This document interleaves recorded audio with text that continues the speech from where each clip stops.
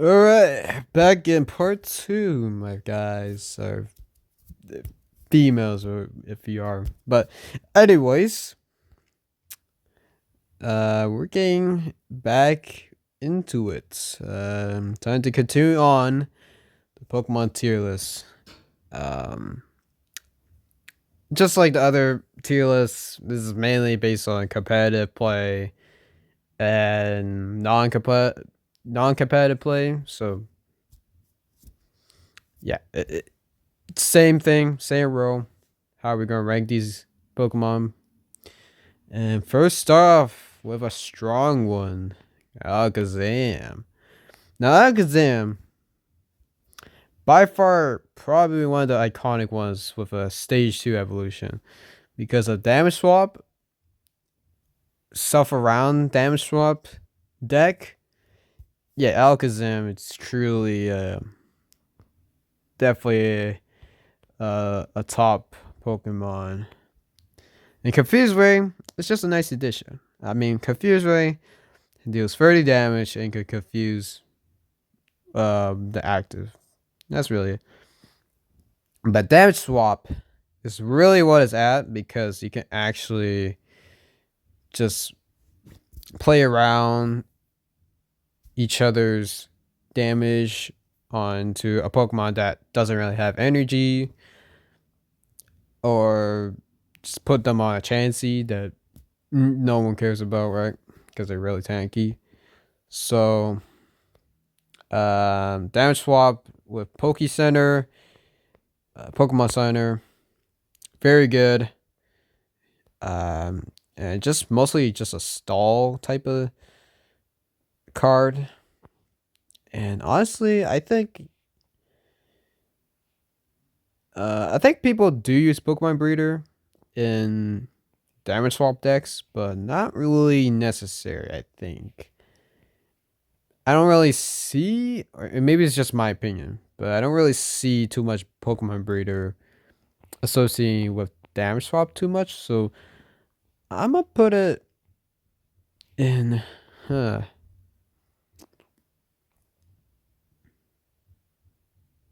I don't know if it's S tier. I mean, stalling with this deck is so good. But man, if you're on the underside, it can be, ooh, it can be torture for you. I'm gonna put it top of A. Yeah, I'm gonna put it top of A. I think do the wave for Jigglypuff. Not Jigglypuff. Wigglytuff. I'm still debating if it's S or A.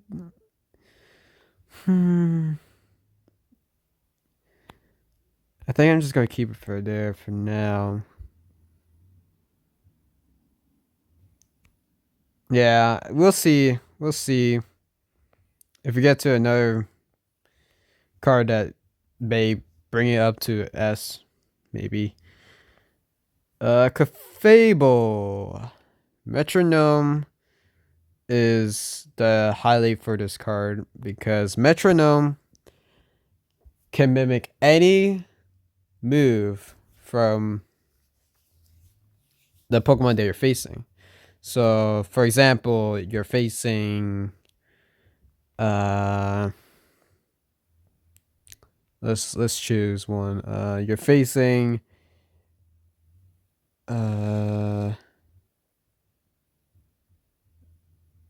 Scyther, for example, or Venusaur, right? You can copy any move, and you can use that move for just one colorless energy, or any energy. Cthulhu is by far probably one of the most broken cards to actually play around because of that one cost energy on Metronome is just ridiculously, absolutely groundbreaking, to say at least. So, minimize is just a nice self defense. If you're get into a low stance. But yeah, and the fact that Clefable also resists Psychic, which I think most normal types do resist Psychic in some ways, unless you're a dragon. Um, but yeah, Clefable is definitely going to be an S. I'm definitely onto it. It's a stage 1 Pokemon. You don't even need. I can't even talk today. You don't even need a Pokemon breeder. So I mean, it's just an automatic win-win situation with Clefable. Yeah, obviously the threat is going to be fighting types, but who cares? Metronome is just really good for what it is, just one cost of energy. And the nice addition of, protecting yourself with minimize is also great. 70 HP is fantastic in the Wizard Coast era. With the whole big basic Pokemon stuff around 70 HP most of the time. So yeah, I gotta put it in S. Now the real debate is Clefable better than Wigglytuff? Oh man, this is actually, this is a huge debate because Wigglytuff, you can just play so much bench Pokemon with any care and just increase Wigglytuff's damage outcome with due to wave. But Clefable, you can mimic any attack from your opponent. So, oh man, this one's gonna be a controversial one. Oh man, is Wigglytuff up there? Ooh, okay. All right. Maybe I'll save that for the end of the video. Who knows? It's gonna be an intense bait right there. Very intense debate. All right, moving on to the second haymaker, Electabuzz. Electabuzz gotta be by far very energy efficient with Thunder Shock. You just like flip a coin, paralyze, and it still deals damage, right? 10 damage. That's pretty good. And Thunder Punch is also great because you just need a colorless add to the lightning energy that you had. So if you flip a coin, you can deal 40 damage. If you don't get a Tails, yeah, you'd still deal 30 damage and take 10 damage from yourself. But Thunder Punch is actually really good for what it is. Again, energy efficient. You're not wasting tons of energy for just a burst of outcome. Thunder Punch is very straightforward.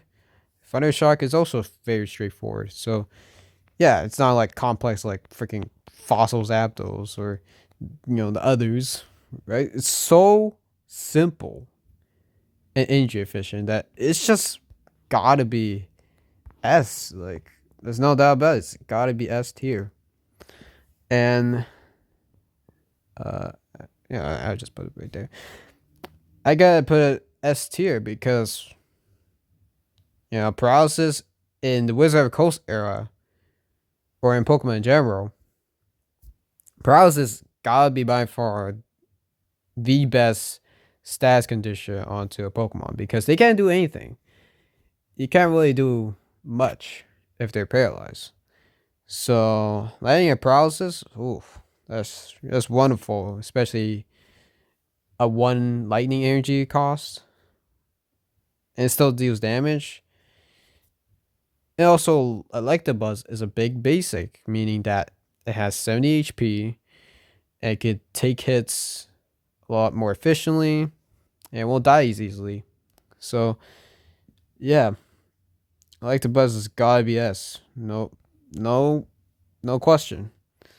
And that's why most of the Haymaker Pokemon that are associated with Haymaker, all of them are big basics, energy efficient, and that's what they call Haymaker because they can do all of these efficient attacks within a single turn with a low energy cost. It's phenomenal. Outstanding. Well, anyways, moving on to basic Electabuzz. No. Getting my names mixed up. Electrode. Basic Electrode. Obviously, it's famous for Buzzsaw, which you can, completely knock out Electrode to exchange with 2 Rainbow Energy. Yes, Electrode is classified as a double Rainbow Energy, but you do have to sacrifice a prize card for your opponent. So, yeah, it's a little bit risky. That is the consequence of having that. But man, it is worth it because, double Rainbow Energy. That is OP. That is OP actually. And it can attack. Electroshock. Flip a coin if tails. Electro does 10 damage to itself, so that's not bad. Deals 50 damage for free lightning energy, so it's not bad. But its main purpose is to Buzz Zap and put it onto another Pokemon for double Rainbow Energy. Now, your opponent can still remove Electrode, I believe. So, it kind of sucks. I don't know if that's true. I've seen someone actually end up removing Electrode. So, I guess it is possible to remove Electrode since it's now classified as all energy, but yeah. I think it's definitely an A because most decks are utilizing Electrode's ability, Pokemon power.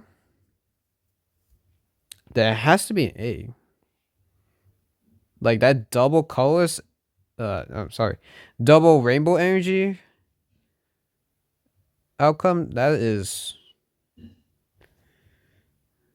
actually great. I think it's gonna be in. Where should I put it? I think I should put it.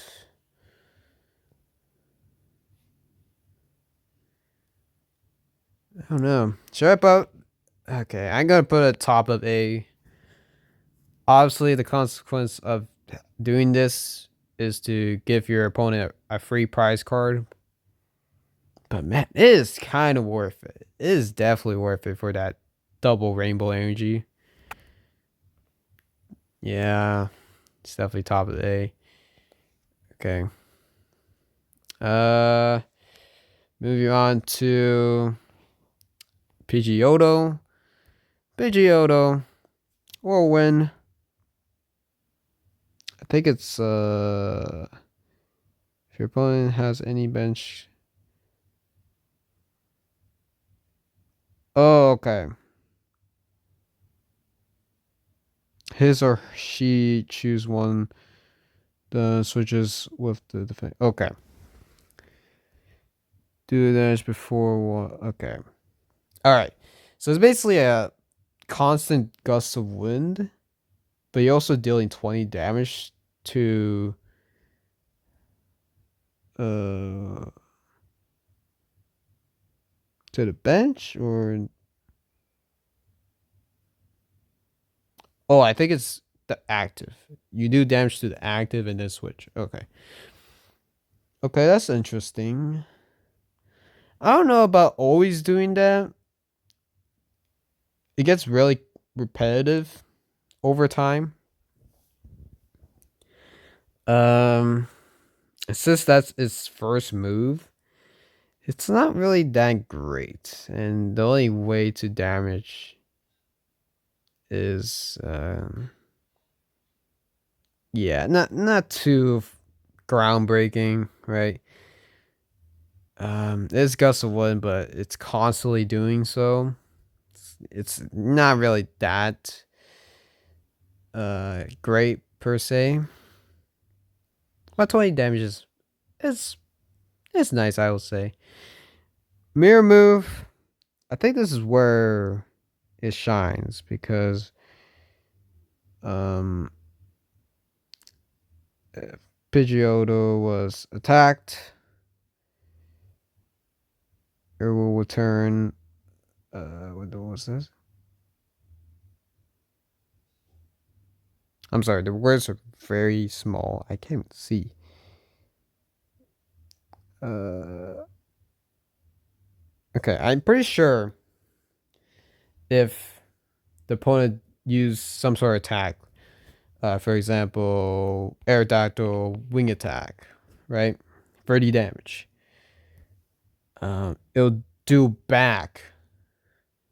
If you use mirror move, it'll use wing attack as well, doing 30 damage. The same thing. So I think that's what it meant. So that's interesting. Costs free energy, which in some degree can be costly, but that's decent, yeah. And resist fighting, 1 retreat cost. And I believe has 60 HP, I think. I'm not sure. But yeah, Pidgeotto, I think it has to be in C, right? Yeah.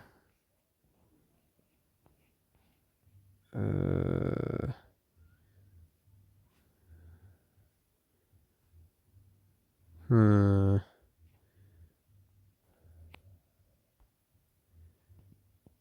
This was an iffy one, actually.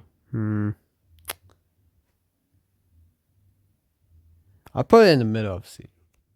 Between, because I still think, although Mirror Move is interesting. Ooh. Oh, man. I think I had to put it higher, right? I think Pidgeot is somewhat better than Aerodactyl, since they both have the same HP.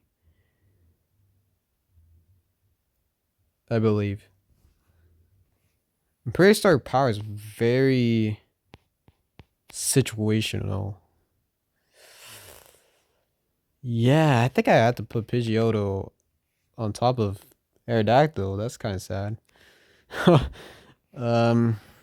All right, Aerodactyl. Oh no, Arcanine. I can't believe I just said that. Arcanine.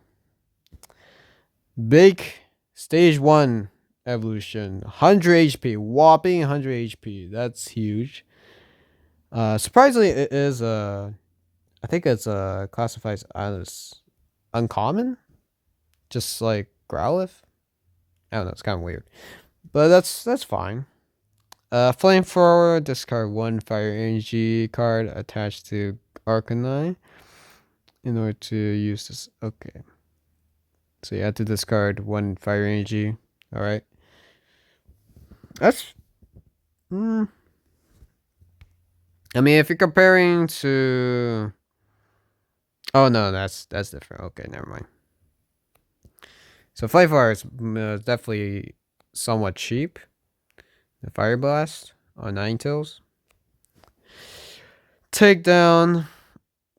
Arcanine does 30 damage to itself. Okay, so you still need 2 fire energy, so it's pretty good from exchanging to fire flamethrower. Then using takedown, which takedown requires 2 colorless energy. So you can just use double colorless energy to meet the requirements. Um, yeah, both of these moves are very heavy on Arcanine every time it uses, because there's always a consequence. There's always something to penalty every time you use these moves. There's always a penalty, which I kind of like.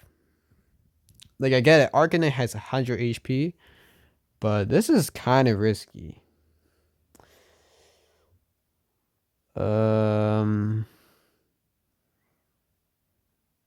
Yeah, I think. But takedown does. I mean, if you use the Fender, you can definitely reduce that to 10. So I think the Fender, if you're using Arcanine in a deck, the Fender is going to help you a lot. And takedown, it's not actually costly, because the double colorless energy, you can just use double colorless energy, and 2 fire energy. That's really it. That's actually very cheap for 80 damage. Flamethrower, I don't really see many people using it, but can come in emergency situations. And plus, Arcanine can last very long. So I think Arcanine got, I mean, it's a stage 1 Pokemon, 100 HP, utilize Defender a lot. Ooh, Oh man. Is it A? Should we put it A? I don't know.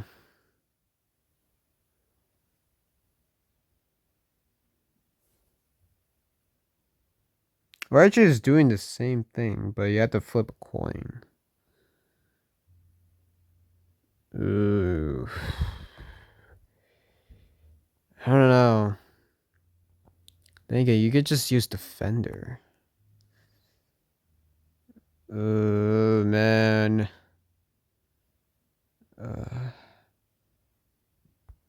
Yeah, this one's hard. I don't know where to put him. I don't know where to put Arcanine. This one's actually a tough one. I actually very debating on this, because both of the moves are very risky to use. But Defender is very useful on Arcanine to reduce takedown self-damaging. But its first move is not too great. So that's mean he can't even attack on his first turn. Then again, Raichu can't.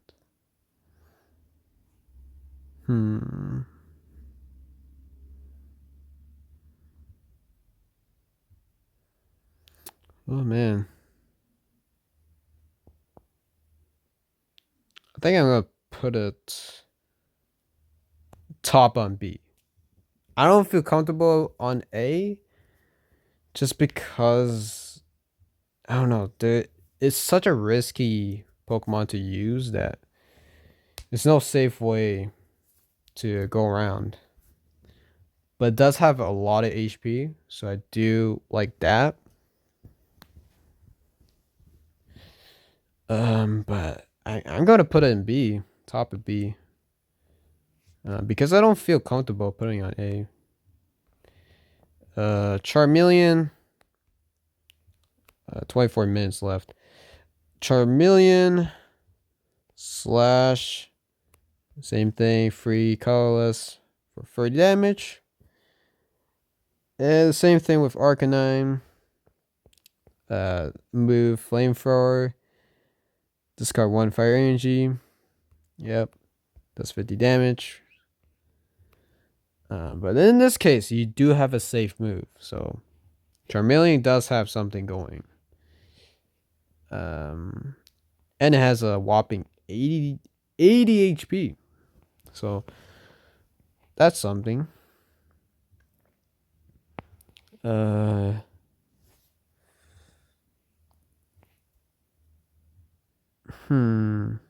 do I put it over? Do I put over Arcanine?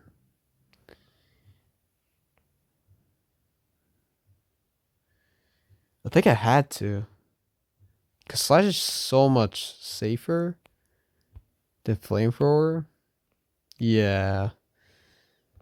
But then again, Arcanine can deal more damage. Takedown.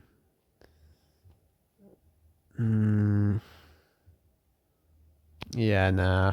I had to put Charmeleon top of B. Arcanine is just an iffy one. I do like Arcanine for what it is, but man, it is just risky. Just playing around with Arcanine, that's risky. Dog Trio. Slash. But this one's different.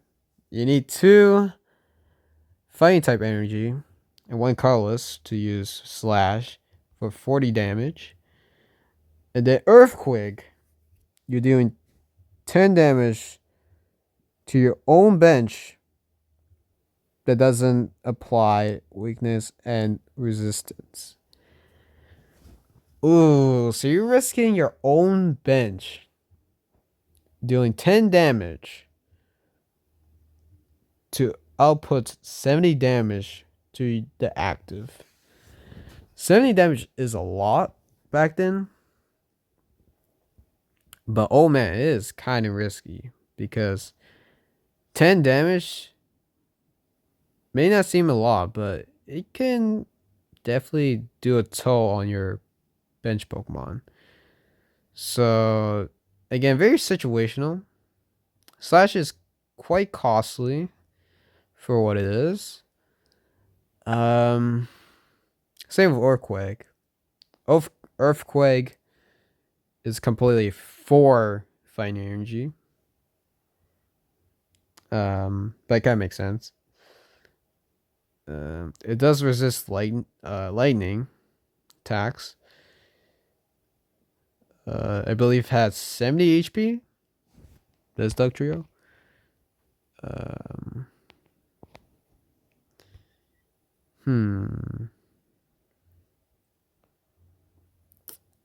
Yeah, this one. I don't know what I think about. Definitely interesting. Definitely interesting Pokemon to test out and have fun playing with it, but competitively, I don't really see it viable, to be honest. I think non-competitive is definitely a go for this Pokemon, but not really competitive. Right? Because Earthquake is just... It's a risky move. And it's very costly. So... Unless you're playing with other Duck Trio besides this one. Yeah. I mean, it could definitely dish out a lot of damage. But it's definitely gonna take a while. I think I'm gonna put it... I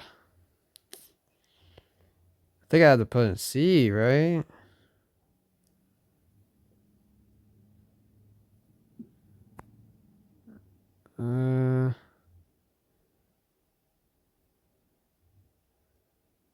Should I? I don't know. I think I had to put it in C. Like, most of the moves are pretty costly. But it does resist something.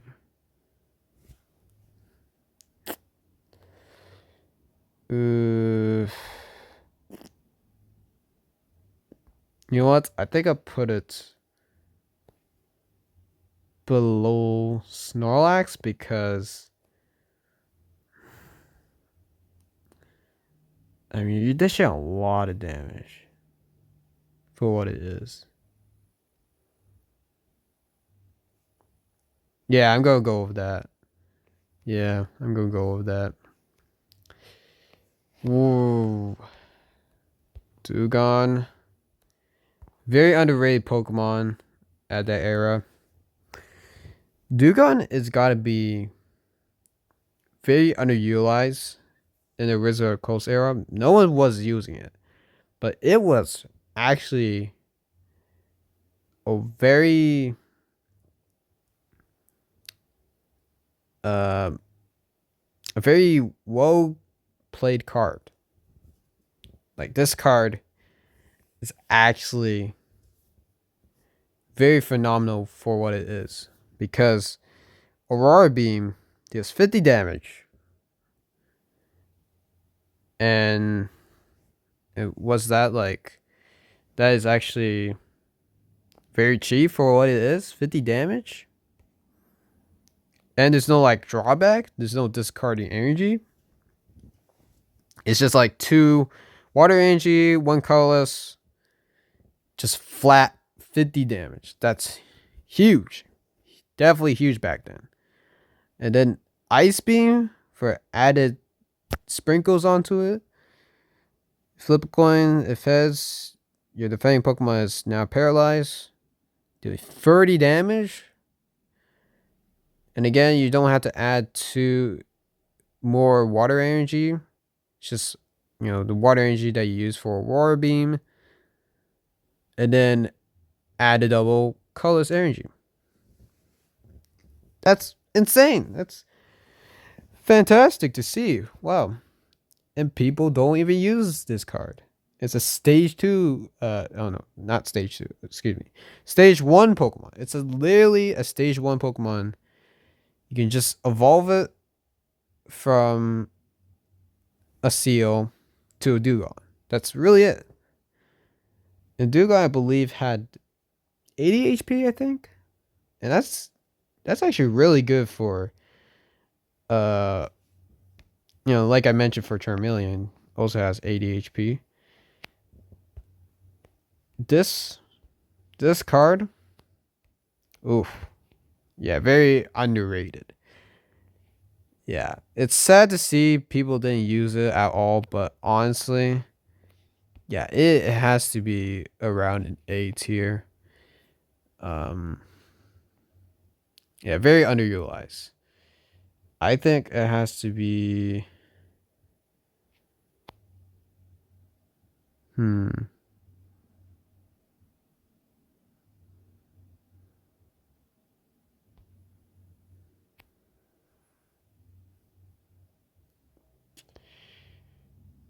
Yeah, I'm gonna put it up there actually.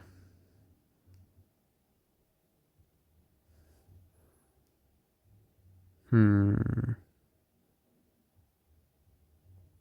thinking. Yeah, I'm gonna put. Yeah, I think that's reasonable, right?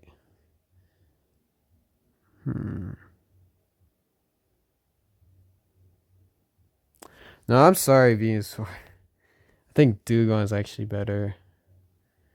Yeah, Dugong's definitely up there. Yeah, I can't believe it. No one uses Dugong. Yeah, it's insanely good for what it is. Dratini. I mean, this is a basic Pokemon, so something ain't really add to it. It has 40 HP. Very simple attack pound. But does resist Psychic. And has no weakness. So that is something. That is something. So I'm gonna put it.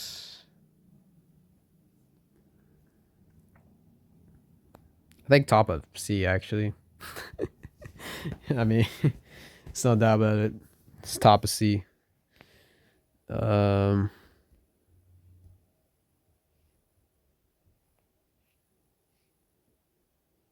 Yeah, it's just top of C.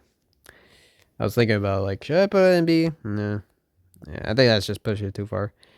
Farfetch. In base set, people actually use Farfetch as like a substitute to Haymaker back then. So it's just if you're only using base set challenge, yeah, Farfetch is definitely a used one for a substitute in Haymaker because I think Electabuzz and Hitmonchan were the only ones that actually were a part of the Haymaker set.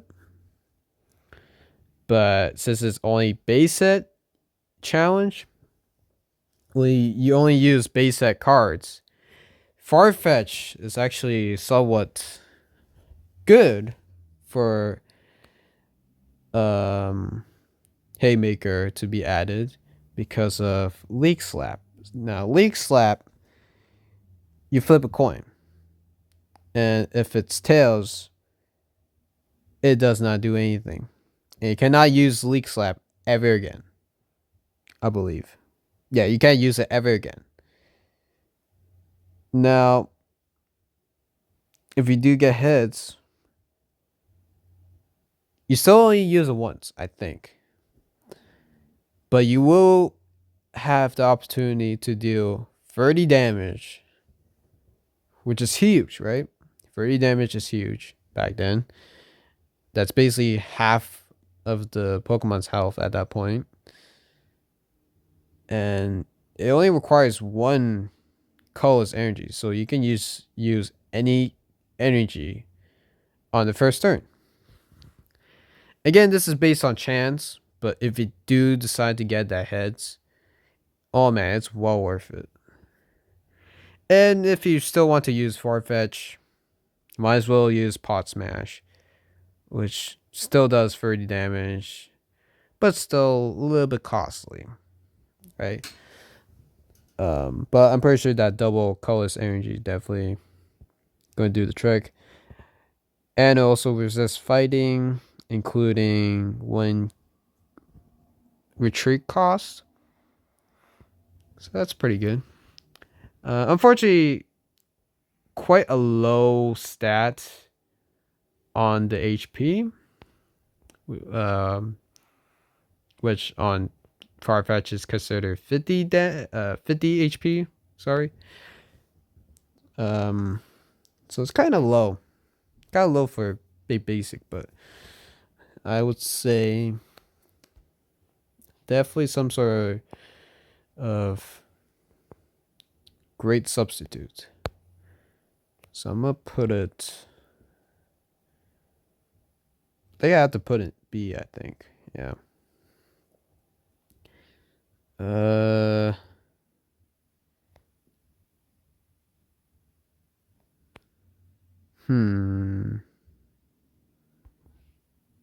think I have to put over these guys actually.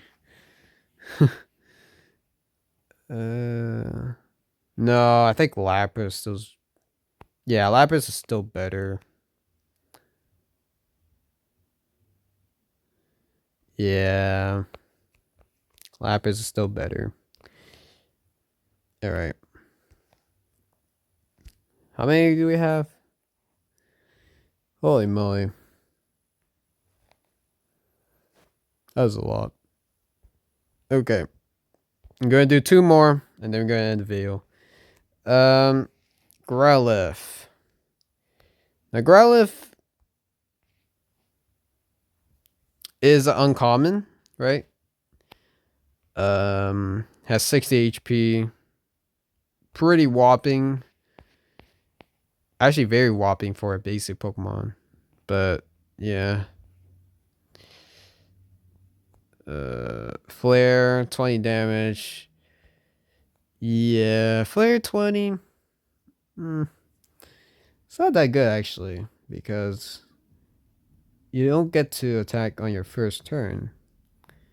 It requires 2 energy. Yeah, it has 60 HP. But it's gonna take a while for you to attack. So yeah, I don't know how how I feel about Growlithe. Oops. I accidentally did that. Growlithe, I'm gonna put it.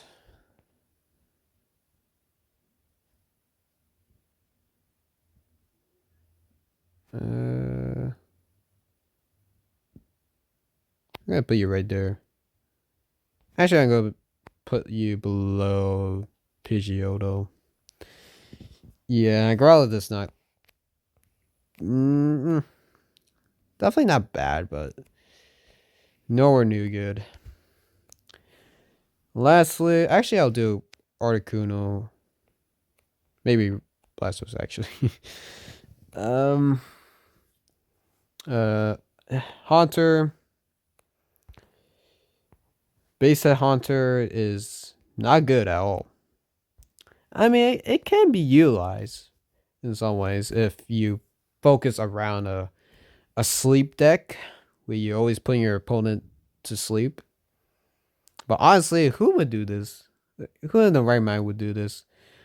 Eventually, your opponent would have full heal, and then you'd be screwed, right? Hypnosis is good because you get automatic. You put your opponent back to sleep without flipping a coin. And it's only one psychic energy, so it's not bad. Dream Eater. This is where the pain is because you have to have your opponent asleep in order to do damage, and this is the only attack that you can do. So it's based on the odds if your opponent does not have a full heal or something to get rid of. Plus the opponent needs to flip a coin if they're gonna fall asleep or not. So Dream Eater, not a good reliable attack since it self-rounds the opponent needing to be asleep in order to do damage. So a very risky run. Very risky. It does deal 50 damage, so that's absolutely insane. But man. Very stall heavy. Very stall heavy. And very frustrating at the same time. Thankfully Haunter has no weakness. And does resist fighting. Well, Tree Cross also, but man, it is just a frustrating card to play around. There's no doubt about it. Yeah, it has to be in C. I just can't see it as a viable. Like, who would take this serious? Like, honestly, who would take this serious?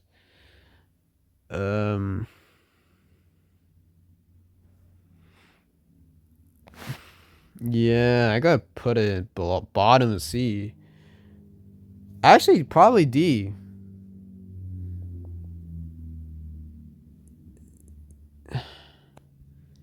Yeah, I put it D.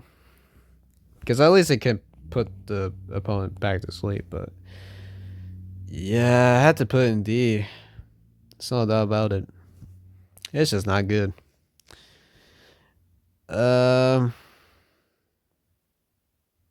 Sure, leave it. Sure, leave Rain Dance to be on the next video. Okay. We still have a lot to rank. Oh my god. I don't know how many parts there's gonna be. It's probably an insane amount of parts, but yeah. Well, if you put it in perspectives, it's not too much. But yeah. Now the full debate. Is Wigglytuff better than Clefable? Simple answer is unfortunately not. Clefable is just I'm sorry guys, but Clefable's gotta be S. I mean Wigglytuff is a very popular Pokemon self around in varieties of decks surrounding Dude Wave, but Hey, let me say about this. I'll put it top of A. How about that? How about that? It's not S worthy, but it'll be top of A. Unless I'll put it bottom of S. Maybe.